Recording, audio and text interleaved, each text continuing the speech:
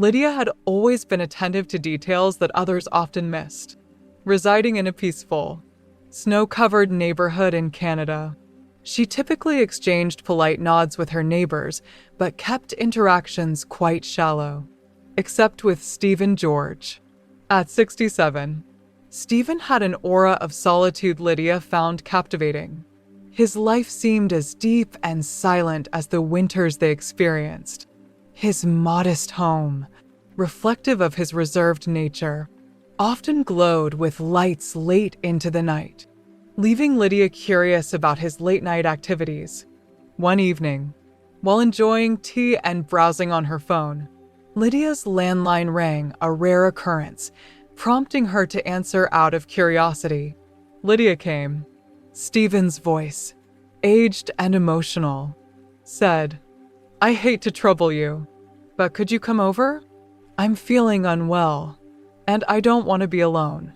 The vulnerability in his tone stirred something within her.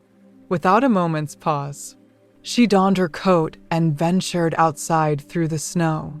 The biting air and the crunch of her boots seemed amplified in the stillness. Upon entering, she was wrapped in the warmth of his home, but a palpable heaviness lingered. The living room bore signs of a life lived, framed photos, haphazard stacks of books, and a faint scent of aged wood. Stephen sat wrapped in a blanket in his armchair, appearing older than she remembered. His face was lined more by sorrow than age. "I didn't know who else to call," he said, his hands trembling. "It's okay," Lydia reassured him gently. "I'm here." They shared a moment of silence before Stephen motioned to a stack of letters on the coffee table. "Do you ever reflect on your life and question your choices?" he asked. Lydia sensed this inquiry was less about her and more about a weight he had been carrying. Leaning in, she replied, "Maybe it's not about the choices themselves, but how we respond to the paths they lead us to." Stephen offered a faint smile, though his eyes shimmered with unshed tears. Lydia recognized that he held deeper stories within, burdens he'd long been carrying. A heavy silence settled between them as Lydia noted his struggle to express himself.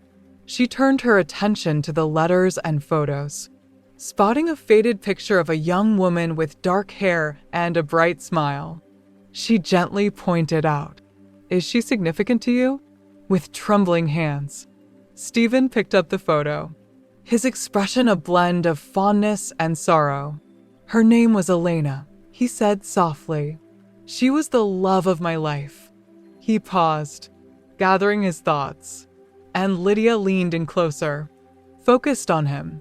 "Years ago, I was working in Greenland on a project to design structures for harsh climates.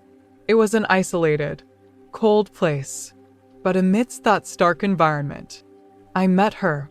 His voice turned tender.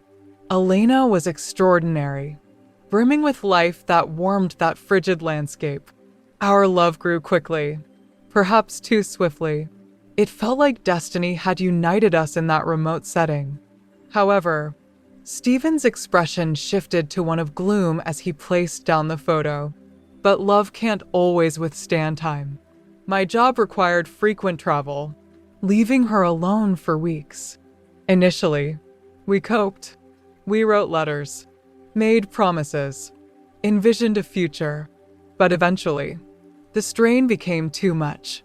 Lydia remained quiet, sensing the weight of his next words. "One day, I returned unexpectedly, eager to surprise her, only to find..." His voice faltered, filled with emotion. "She was with someone else." The look on her face when she saw me is etched in my memory. Lydia's heart sank for him, the heaviness of his story hanging in the air.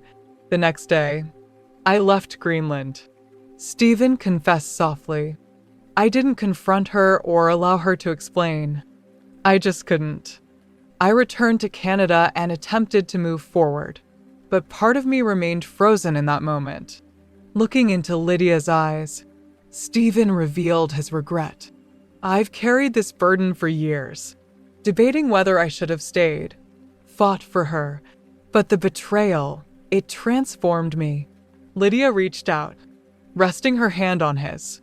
Loving deeply isn't a mistake, she replied gently. Sometimes the toughest part of love is learning to release the pain. Stephen nodded, his gaze growing distant yet slightly lighter. Lydia recognized the wounds lingered, but she also sensed a man ready to confront his past at last. Lydia found herself staying longer than she had planned, realizing that Stephen needed more than someone to listen. He required assistance in navigating the deep emotions he'd kept hidden for years. She glanced at the table filled with letters and photographs. "Have you ever been back to Greenland?" she inquired.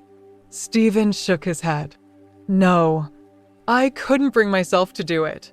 Leaving felt necessary for my survival. But sometimes I wonder, what if I had stayed?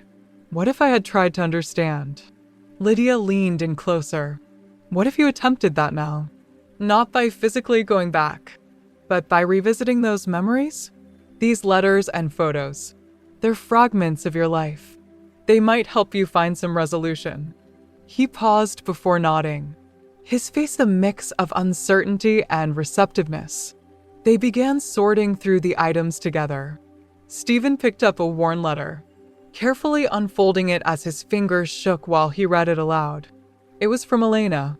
In her letter, she expressed her loneliness and difficulty coping with his long absences, sharing her love yet also her concerns about their growing distance. "She warned me," Stephen said softly, his voice thick with emotion. "I just didn't want to see it. I believed love could overcome anything." Lydia listened, feeling for the young man he once was in the heartbreak he endured. "Sometimes we only realize how delicate love is when it's put to the test," she said. "But that doesn't diminish its reality or significance." As they continued through the memories, Stephen's mood began to shift. The sorrow persisted, yet he also felt gratitude for the moments they had experienced together. He recounted the joy, the laughter, and how Elena had illuminated his life, even with the betrayal. He admitted, "I can't deny the impact she had on me. That's what makes it so hard." Lydia offered a gentle smile. "It also means that what you had was valuable. It's okay to treasure the good and let go of what isn't." Stephen met her gaze, his eyes softer now. "You have a wisdom that belies your years." "Lydia, I never anticipated this perspective." She shook her head. "Sometimes all it requires is someone willing to listen." For the first time in many years, Stephen allowed himself to acknowledge not only the pain, but also the love he once felt. Though it was a small step, it felt huge. As the evening progressed, the atmosphere shifted slightly as Stephen opened up more about his memories. For Lydia, it was enlightening to witness the depth of love someone could experience and how deeply betrayal could affect a life. Yet, she sensed there was more Stephen could do for his healing.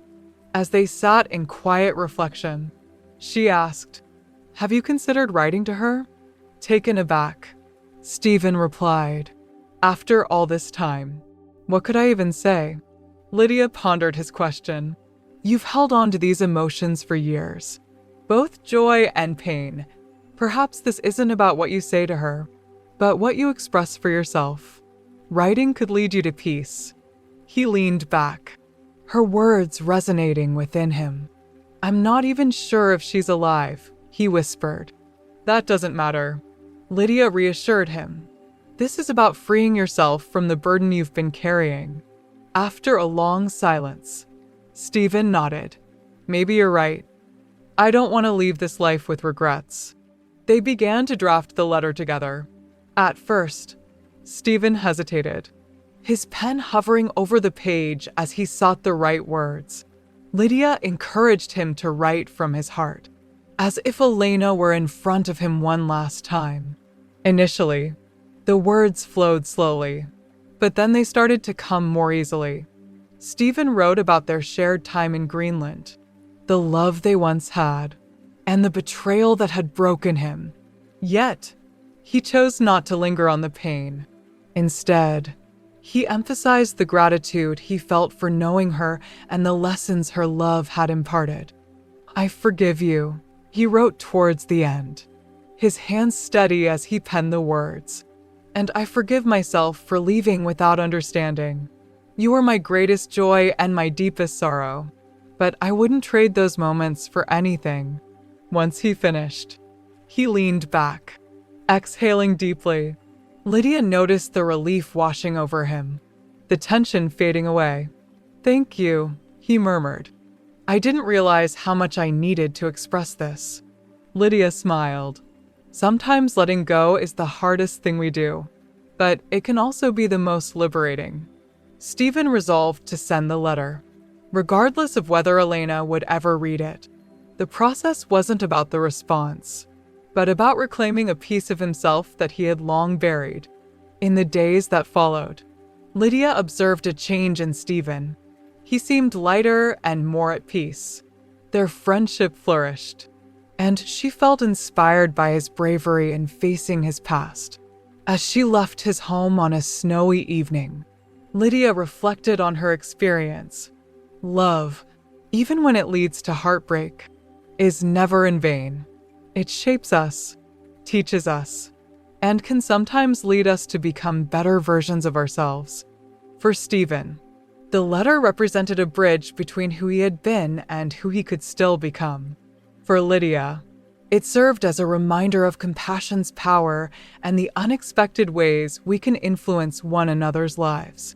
In the quiet tranquility of the winter night, both discovered a sense of hope they hadn't realized they were searching for.